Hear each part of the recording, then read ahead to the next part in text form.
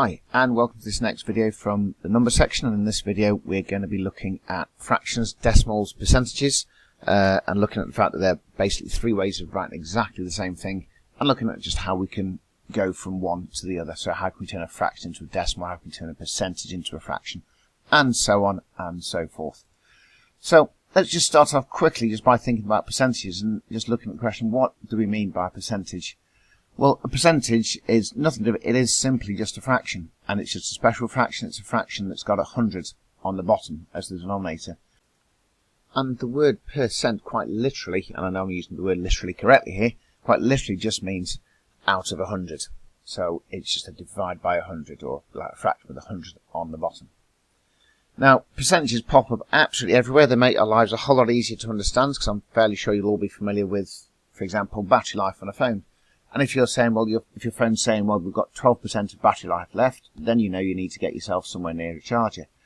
And 12% as a figure just makes a whole lot more sense and is more easily understandable than saying 3/25 remaining. But as it turns out, I'm going to see in a second, that 12% and 3/25 are two ways of writing exactly the same thing.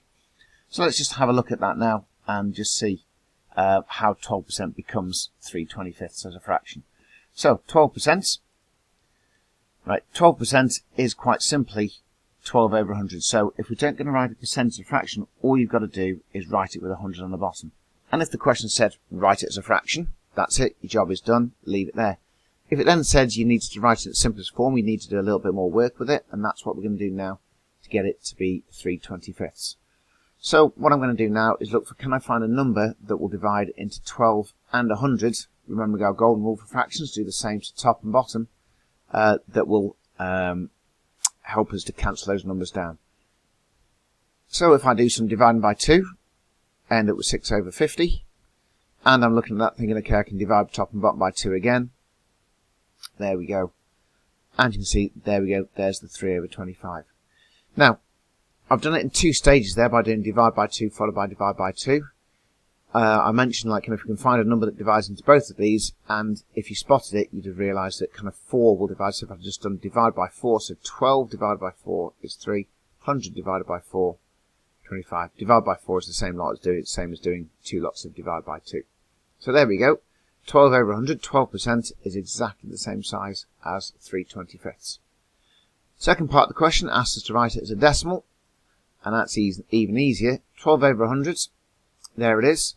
Now, if we think about what a fraction is, essentially the line in the middle of a fraction, where's my mouse, here it is, that line there simply is another way of writing a divide. I've got to be honest, I don't often these days use the divide symbol, the dot with the line between, I just use that line. So that thing there just means do a divide. So essentially what we've got to do is do 12 divided by 100, which basically means moving the digits 2 places to the right, and when we do that, we end up with 0.12, and there it is as a decimal. So 0.12, 12 over 100, 12%, 3 over 25, 6 over 50, these are all exactly the same things.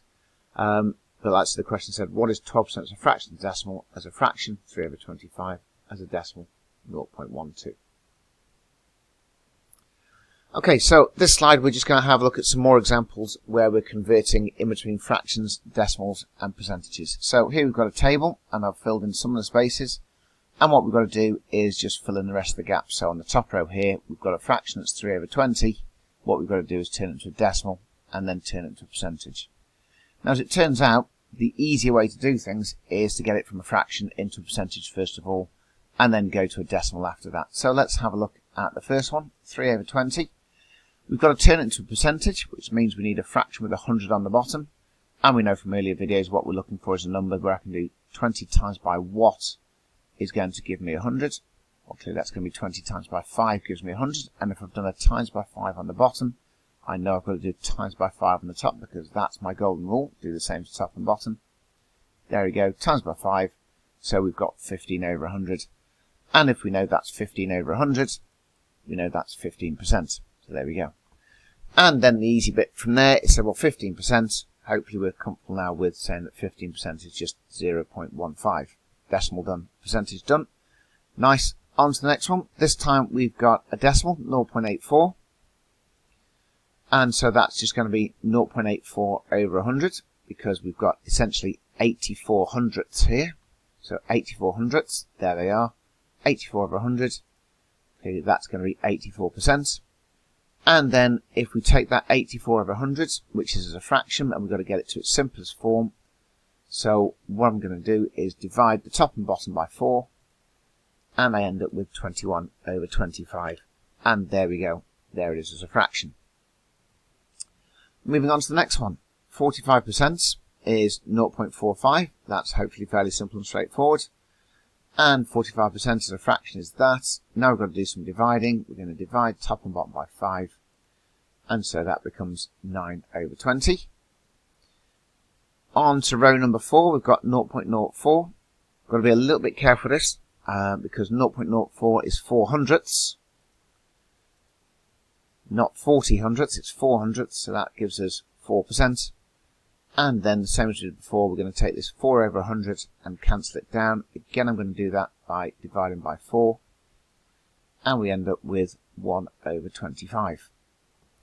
And then, last but not least, the bottom row, we're back to start with the fraction. So I'm going to start with 4/5. I'm going to get it as a fraction with 100 on the bottom. So to do that, I'm going to have to do times by, in this case, times by 20. Times the top by 20. And so that becomes 80 over 100. Which is 80%, and then as a decimal, that's going to be 0.80.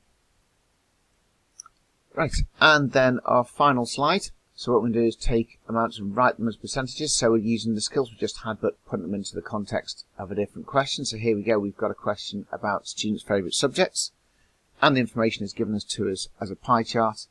Now we know that this section of the chart here represents the maths, but we're asked what percentage of students said maths was their favourite. So the easiest way to go about this is to start off and to write it as a fraction. So of a full circle, I've got 360 degrees in my pie chart. There's my 360 degrees. And I know that 144 of those degrees represent maths. So I'm asking the question, what fraction of the chart is maths? Well, that's going to be 144 over 360.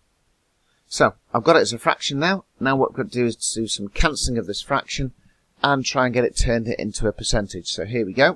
144 over 360. I'm going to start by doing the divide by 2. Gives me 72 over 180. And keep going. 36 over 90. I can keep going again.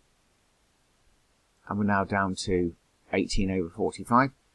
Now we've got a bit of an issue, because I can't divide by 2 anymore, because 45 divided by 2 won't give me a whole number. So I need to find a different number. So as the young girls there saying, what should we try instead? Well, let's have a go at dividing by 9, because 18 and 45 are both on the 9 times table. So if we do some dividing by 9,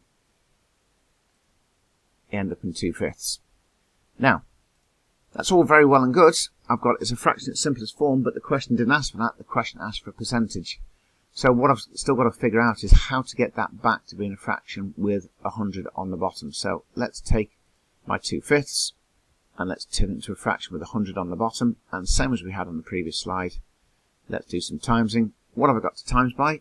Well, 5 times 20 is going to make 100. So that means I've got to do a times by 20 on the top. So there we go. I've got 40 over 100. So I've got 40%. So therefore we're saying that 40% of the students like maths the best. Now that wasn't the easiest question in the world, because the numbers we started off with weren't particularly pleasant. They were quite big, and when it broke down, it didn't break down to be kind of a nice number that will turn into 100. But there are other ways of doing it. Here I've done divide by 2's, but sometimes you can divide by a bit of a bigger number, and that makes the numbers become smaller more quickly and makes your life a little bit easier sometimes. And I'm going to show you what I mean by that now. So here we go. So rather than doing a divide by 2, what I'm going to do is start off with my fraction, and this time I can see 144, 360. I know 144 is on the 12 times table. I can see 36 there. That's on the 12 times table. So I can do a divide by 12 to start off with. If I do divide by 12, I end up with 12 over 30. And now I'm thinking, well, you know what? I've got to get to 100, and I can get to 100 easily on the bottom by having a 10 on the bottom. So I can turn that into a 10, and I can do that by doing divide top and bottom by 3. So let's do that. There we go, divide the top and bottom by 3, and now my fractions become 4/10. And hopefully from here we can see that 4/10 is the 40% that we had before. So by doing it that way, it's just made life a little bit easier, and sometimes it's just a case of spotting what numbers will work, will make life easier, will get you to where you need to be.